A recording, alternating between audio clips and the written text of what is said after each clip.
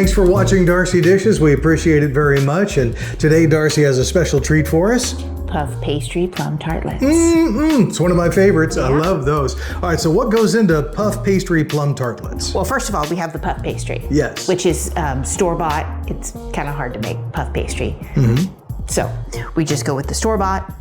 And then the next thing is, obviously, plums. So I like to use the Victoria plums for these. They're also called the prune plums. They aren't the most popular plum, but they do grow very prolifically. And if you live in an area where they do grow really well, you'll have a lot of friends that be kind of like zucchini. People be trying to, unload plums on you.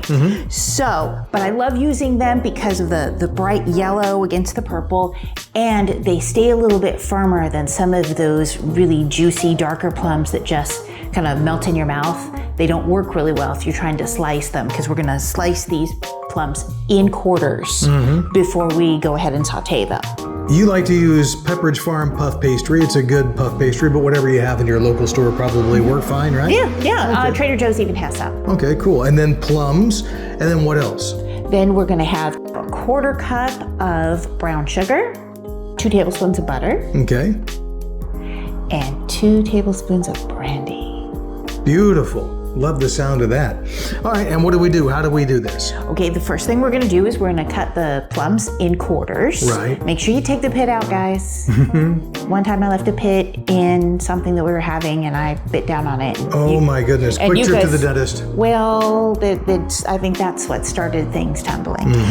But we're gonna do that, and then we're gonna melt the butter, get it nice melty, and then we're gonna throw the plums in, and we're just gonna sort of saute them very quickly. We don't want to overcook them. We don't want to make them mushy. Okay. Then we'll throw in the 1/4 cup of brown sugar, and we're going to coat that and get the brown sugar all kind of nice and melty. So gooey, so nice. Yeah. And then at the very last, we're going to put in our 2 tablespoons of brandy, turn up the heat for just maybe 2 minutes, and stir and kind of, because you don't want those plums to burn or fall apart, but you want to cook off the brandy. Okay. So you don't have a really stark brandy. Okay, and it makes the plums soft but not mushy. Soft but not mushy. And then what I did was, obviously I took the puff pastry sheets and I cut them into 9 little squares. I like the big sheets rather than the puff pastry shells, because then you have way more options for what you can do with them. Wise, okay. Yeah. And you can get a lot more out of the pastry sheets. So the next thing you're gonna do is you're gonna put those in your little muffin tins, and then you'll fill it. So I'm doing like 3 little slices of the plum in each of along with the sauce, so in each one of these little cups. And then I decided to do a little twist this time.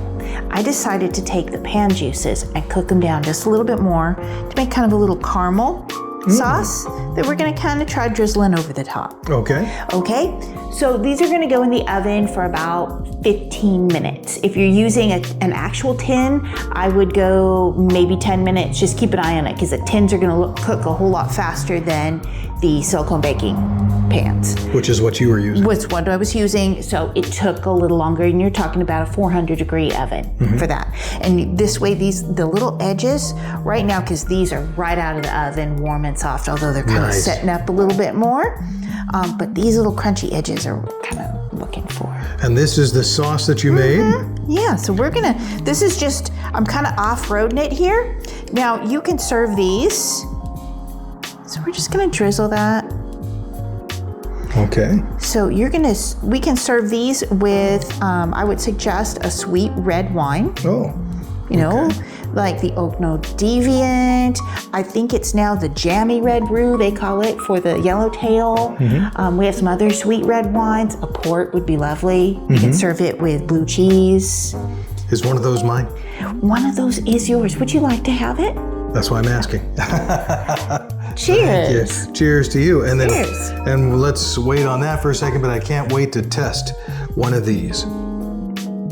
Go for it. Thank you. There you go. This one's mine? That one's yours. Keep in mind, these are very gooey. Oh, mine's sticking. And we might be wearing some here in a second.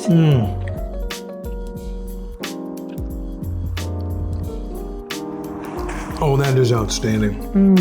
That is so good. Oh, very fresh today. So they are plum tart, what'd you call them? Puff Pastry Plum Tartlets. Puff Pastry Plum Tartlets. Oh, that's fantastic. Let me try a little wine. Try that with a little bit of wine. Well, the recipe is on darcydishes.com. Look for Puff Pastry Plum Tartlets, and you can just search for it. Go to the recipe section. All kinds of great desserts in there, but we recommend this one for sure. This would be an excellent one for your Thanksgiving meal. Yeah. Thanks for watching. Thank you.